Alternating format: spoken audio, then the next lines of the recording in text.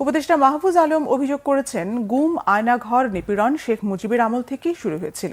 বাবার মতোই একনায়কতন্ত্র কায়েম করতে চেয়েছিলেন শেখ হাসিনা। বলেন, জুলাই আগস্ট গণঅভ্যুত্থানে নির্বিচার হত্যার কারিগরদের বিচারের কাঠগড়ায় দাঁড় করাতে পারলে শহীদ পরিবার ও আহতদের কষ্ট লাঘব হবে।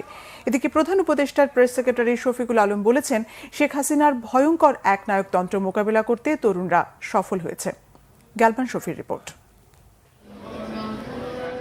জুলাই আগস্টের গণ অভ্যুত্থানে তরুণদের অবদান ও আত্মত্যাগের নানা দিক তুলে ধরে রাজধানীর প্রেস ইনস্টিটিউট বাংলাদেশ পিআইবিতে এসো দেশ বদলাই পৃথিবী বদলাই স্লোগান নিয়ে শুরু হয়েছে 2 দিনব্যাপী তারুণ্যের উৎসব। উৎসবের উদ্বোধন করেন উপদেষ্টা মোহাম্মদ মাহফুজ আলম ও প্রধান উপদেষ্টার প্রেস সেক্রেটারি শফিকুল আলম।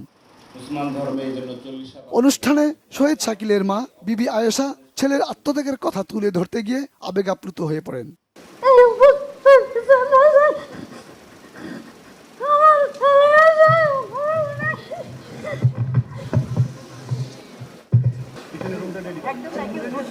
প্রধান উপদেষ্টার প্রেস সচিব বলেন, স্বৈরাচার শেখ হাসিনার বিরুদ্ধে কথা বলতে দেশে মানুষ ভয় পেলেও তরুণরা তাকে পরাজিত করেছে। গত 15 বছর দেখেন, আমরা কেউ কিন্তু নামলাম না। আমরা ওয়েট করতে হলো কিছু নাহিদের জন্য, কিছু আসিফের জন্য, কিছু মাহফুজদের জন্য। তারা আমাদেরকে নেতৃত্বে দিবে।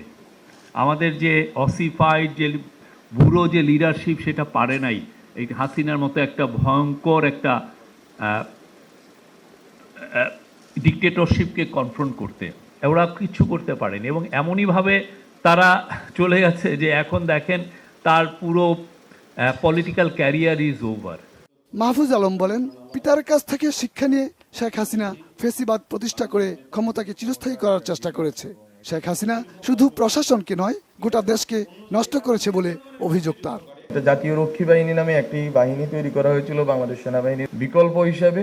মুক্তিযোদ্ধাদের মধ্যে বিভাজন তৈরি করে শেখ মুজিবই প্রথম বাংলাদেশে ফেসিবাদের গোড়াপত্তন করেন এবং মুক্তিযুদ্ধের বিভিন্ন ওনার বিভাজনমূলক রাজনীতির কারণে মুক্তিযোদ্ধাদের মধ্যে অনেক ফ্র্যাকশন তৈরি হয়।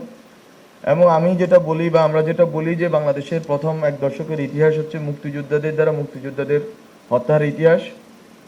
এবং এই ক্ষেত্রে শেখ মুজিবুর রহমান, তার জেআরবি তথা জাতীয় রক্ষী বাহিনী।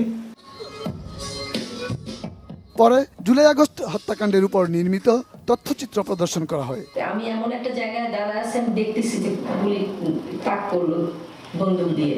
গ্যালমান শফি, বাংলা ভিশন, ঢাকা।